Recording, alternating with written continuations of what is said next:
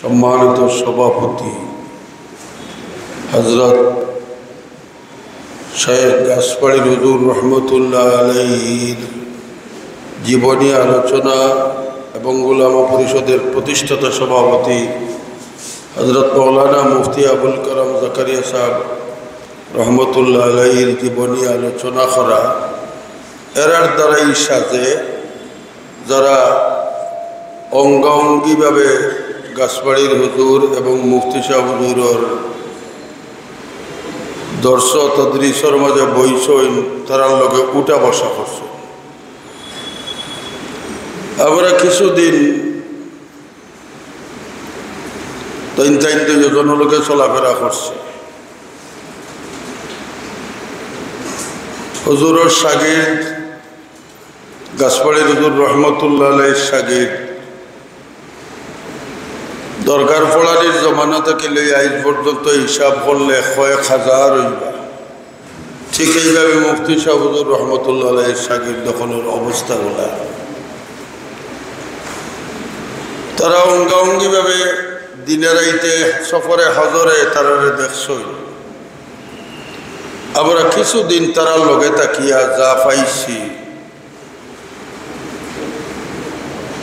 এই পাওয়াটা আমরা লাগি আমরার ভবিষ্যৎ গড়বার লাগি উজ্জ্বল একটা দুইটা নক্ষত্র আসলা দুইজন আমরা লাগে। গাছপাড়ির হুজুর রহমতুল্লাহ আলাইহি অত বড় ব্যক্তিত্ব, অত বড় শায়খুল হাদিস, অত বড় মুফতি আর অত বড় আলিম আসলা যার হাটাজারি মাদ্রাসাত এখন পর্যন্ত বুখারী শরীফের পার্চা সংরক্ষিত আছে। অত সুন্দর করে লেখলা হাটাজারির নমায়া ছাত্র যারা এরার পার্চা অকল সংরক্ষিত করিয়া রাখতা। হাটাজারির পার্চাগার একটা গড় আছে, এই জায়গার মাঝে গাছপাড়ি হুজুরের বুখারী শরীফের পার্চা আছে। কতদিন ধরে বুখারী পড়াইরা আমরা তারার কাছ থেকে যা পাইছি, যার মাঝে অত বড় বড় খাম দুনিয়াত করিয়া গেছে, কিন্তু বড় আক্ষেপের সাথে হইতে হয় যে আজ আমরার মাঝে আমরা বড় খাম করলেও নিজরে বড় মনে করি, বড় খামর উহদা পাইলে আমরা নিজরে বড় মনে করি। গাছপাড়ির হুজুর বড় বড় এদারার বড় কর্মকর্তা, দরগা মাদ্রাসার সিলেটের সবচেয়ে বড় মাদ্রাসার শাইখুল হাদিস মুহতামিম,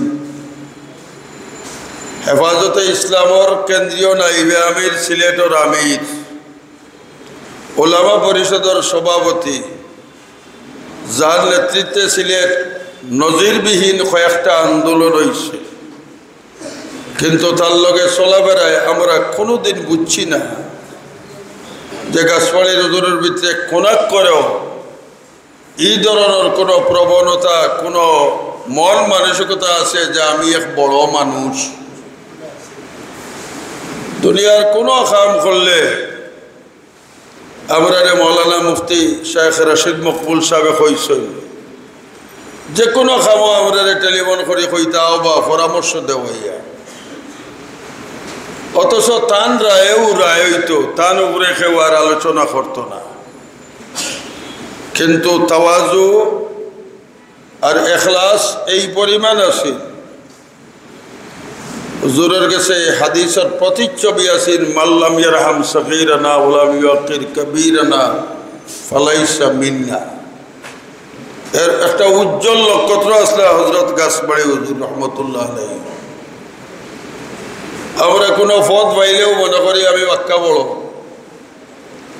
কিন্তু গাছপাড়ির হুজুরের কাছে জীবনে আমরা আকারে ইঙ্গিতে কথায় বার্তায় তো দূরের কথা, আকারে ইঙ্গিতেও কোনোদিন হুজুরের কাছে এই কথাটা পাইছি না যে হুজুর মনে মনে মনে কররা আমি বড়।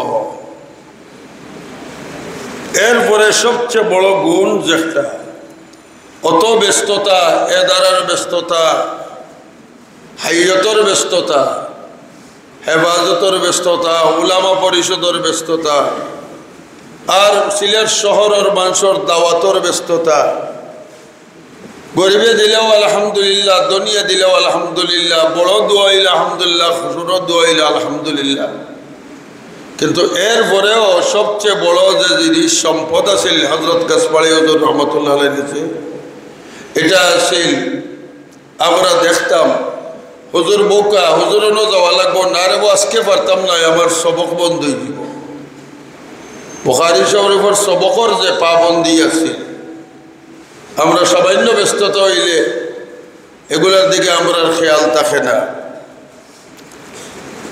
চলাফেরার মাঝে দেখতাম হুজুর বড় মানুষ, একলগে ডাকাত রওনা দিছে, চিটাং রওনা দিছে। আমরা রাকাবি দেখলো নমুনা দেখতাম, মুফতি সাহেবের গেছে, গাছপাড়ি হুজুরের গেছে, লাগতো একবারে হামজমাতি, এক ক্লাসমেট, একবারে বন্ধু, এই বড় হেই ছোট, এটা কোনোদিন হুজুরের সফরও বুঝতে দিত না। কথাবার্তা, আচার আচরণে, ডং তামসায় এই পরিমাণ হুজুরের আমোদ ফুর্তি আছিল যে সফর সঙ্গী হলরে সবাই হুজুরের ছোট, কিন্তু বুঝতে দিত না হুজুরে যে আমি বড় আর তুমি তাই ছোট। ওভাবে আচার আচরণ করতাম। আমার উদ্ধারে দিয়ান উদ্ধারের তো কোনো কথাও নাই।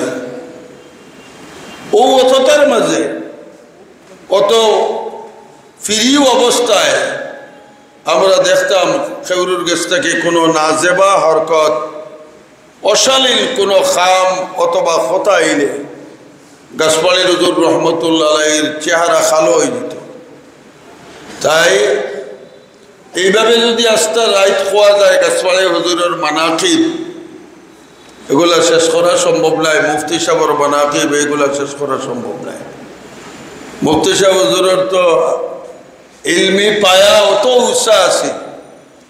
আমি প্রায় সময় যে কোনো তালাকর মশলা আইলে নিজে জানলেও টেলিফোন করে দুজনকে জিকাইতাম, হুজুর আমার দফতরেও মশলাটা আইছে, আমার মনে হয় ওলা হুজুর ফায়সালা কি তো জটিল জটিল মশলা মুফতি আবুল কালাম জাকারিয়া সাহেব রহমতুল্লাহ আলাইহি খোয়ার লগে লগে দুরুত্তি কই দিতা, এইকার মশলাটা অমুক কিতাব ওভাবে আছে।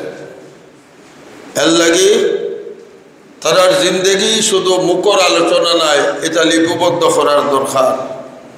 সাথে সাথে যারা হুজুরের শাগিরদা খলক আছেন, এরা এই সমস্ত দায়িত্ব আঞ্জাম দেওয়ার দরকার। আমরা যেখানে কর্ম ওখানেও আমরা পাইমু। আমরা যদি আমরা কাবির হলরে মূল্যায়ন করি, আমরাও মূল্যে মানুষে আমরা মূল্যায়ন করবা। এই তাই সবার কাছে আমি অনুরোধ করব যে আমরা কাবির হলর রে আমরা লাগি সবক বানাইতাম। আল্লাহ বুজুর্গের জান্নাত আর আল্লাহ মুকাম দান করো। ওয়া আখিরু দাওয়ানা আনিল হামদুলিল্লাহি রাব্বিল আলামিন।